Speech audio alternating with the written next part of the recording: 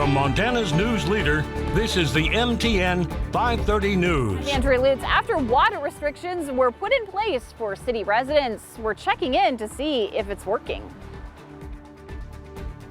I'm Casey Conlon. Yellowstone County Commissioners hear public comment about putting the issue of recreational marijuana sales back on this November's ballot. We'll tell you the outcome coming up. But first, a rare sight this summer, rain falling in the Magic City. An afternoon storm bringing downpours that were enough to flood some city streets. This is a look at the 6th Street underpass where a couple cars got caught in the water. Well, good evening, everyone. Thanks for joining us tonight. I'm Russ Riesinger. A welcome sight to see and hear that rain come down today. Let's get right to Chief Meteorologist Ed McIntosh. Ed, it seems like it's been forever, but that quick-moving storm really delivered. It really did. And for a good part of the area, they're saying, what storm? But for the Billings area, it came right through. Let's take a look at the radar and some of the images. I want to thank Russ for being quick enough to go outside and grab some of these great photos from some of the heavy rain coming down right here at the Q2 studios this afternoon. But as the radar shows us, lightning and that storm system zipped right through Billings. If we zoom down, this was 3:30 in the afternoon. That storm sailed right over Billings, but look out towards Shepherd and Lockwood and Warden. Barely anything as that system continued to scoot south of town and then quickly fell apart in behind it. Here's a look at the almanac for today. We ended up with the coolest afternoon high we've seen since June and 63/100ths of an inch of precipitation. That's more rain than the total from May 21st all the way through this afternoon. Take a closer look at the forecast details in a little while. Well, this morning, Yellowstone County Commissioners heard passion from both sides as the subject of recreational marijuana was once again front and center. In the end, commissioners handed down a major decision.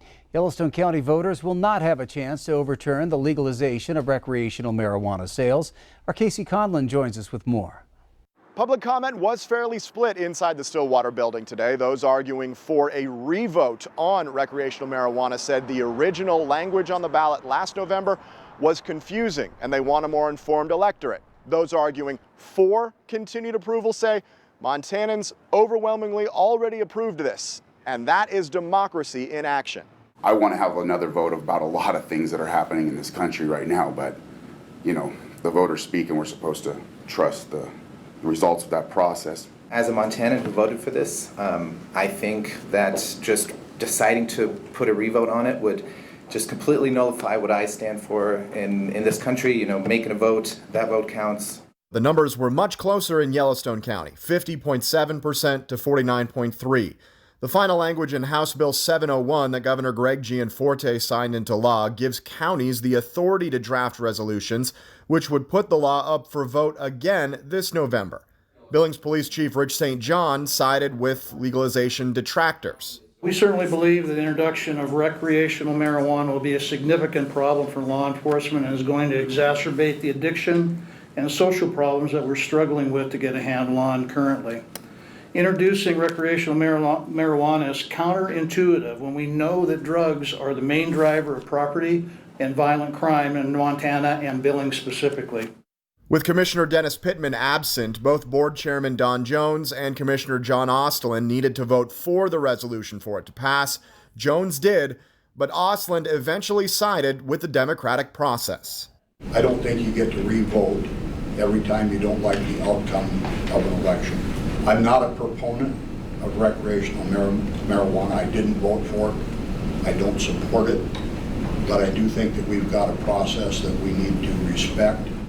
Commissioners also introduced a resolution to allow Yellowstone County to put a 3% local option marijuana tax on November's ballot, one all speakers seem to be in favor of. That's going to be a no-brainer. Everyone's going to say, yeah, let's get that extra 3%. With the taxes of marijuana, we can then help fund our police. We can help break down on some of the vagrancy that's going on in downtown Billings. All in favor, say aye. Aye. The tax resolution did pass unanimously. Casey Conlon, MTN News. Thanks, Casey. That 3% tax will cover all marijuana sales, recreational and medical. Medical marijuana already is subject to a 4% tax, so if passed, that number will rise to 7%. Now, Billings City Council is scheduled to take up the recreational marijuana issue at its next meeting coming up on Monday. COVID-19 cases continue to climb in a big way in Montana, nearly doubling from just a few days ago. Today, Montana saw 402 new cases, the most since mid-January, and 12 new deaths as well. Yellowstone County is now second in active cases with 227 after seeing 62 today. Hospitalizations are also on the rise, with 112 people currently in the hospital. Montana's death toll now sits at more than 1,700. And tomorrow morning, Yellowstone County Health Officer John Felton will once again hold a COVID-19 news conference to discuss the rise in cases along with the availability of vaccines. It will start at 10 a.m. and will be televised on air right here on Q2 and online on KTVQ.com. Well, a Stillwater County District Court judge has denied a motion to return cattle to a rancher accused of felony animal cruelty. Judge Olivia Rieger issued that order late Monday, stating the evidence showed the rancher, Jack Myers, subjected the cattle to cruelty, abuse, or neglect as defined by state law. The order follows a hearing held last week in which Myers asked the court to return his cattle while he waits trial on 3 counts of felony aggravated animal cruelty. It's been one day since the city water department implemented water restrictions. Q2's Andrea Lutz is asking water officials a few questions regarding that decision. First, did it work? And second, what happens to those not following the rules? Here she is with the story. We're checking in with city water officials after they asked residents to shut off their water valves on Monday for stage 1 water restrictions. After the first time of the city doing this, we're finding out that the results are pretty good. Around town Monday, dry as a bone for the most part. I'm thankful to the Billings community because they really did step up. We checked back in with the water department to see just how much water was conserved a day after water restrictions were put in place. We saw a significant difference. That significant difference is this. After just one day of not watering, the city saw a 40% dip in water use. That's allowed us to rest some equipment, give staff a break. We were completely full in our reservoirs yesterday, so it's been a nice break. But we have a couple more questions about the water restrictions. Did more people water on Sunday as a result? We did see a little higher levels, not appreciably on Sunday, which we expected a little bit, and Tuesday so far has been good. It's been a normal Tuesday. And what about those residents who still chose to water on Monday, even though restrictions are in place? Our plan is to get some door hangers on some residents that we've been seeing watering on Mondays. Engel says the city can also monitor your water usage through smart meters. But overall, he says the some 33,000 water users in the city did a great job of following the rules. Yeah, I'm really pleased, honestly, to see that kind of reduction. That's great. To see that kind of understanding and just willingness to, okay, I'll do my part, is really encouraging to me. In Billings, Andrea Lutz, MTN News. Thanks, Andrea. Users can call in with concerns to the water department if they see a neighbor or business not following the rules. Then Engel says they will provide those addresses with a friendly reminder. And just so you know, not following the water restriction can garner a misdemeanor charge under the city's water and sewer rights agreement.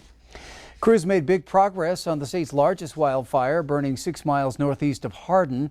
The Poverty Flats fire, now called the PF fire, is 80% contained and estimated at burning close to 66,000 acres.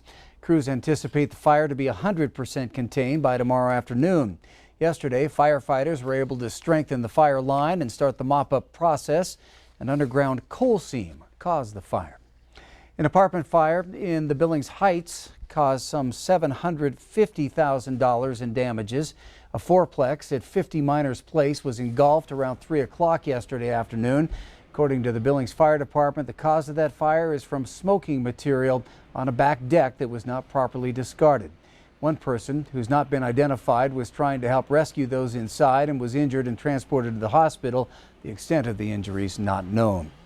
The first and so far only Democrat intending to challenge Republican Congressman Matt Rosendale in 2022 has officially kicked off his campaign. He's outdoor writer Jack Ballard of Red Lodge. The 58-year-old Ballard says Congress is moving too slowly to address major issues facing the country, such as poor wages, inadequate access to affordable health care, and an increasingly hot and dry climate. He grew up on the family ranch near Three Forks and has been a writer for national publications on subjects such as hunting, firearms, conservation, and recreation. Ballard says he supports increasing the federal minimum wage and making quality health care available and affordable for all citizens.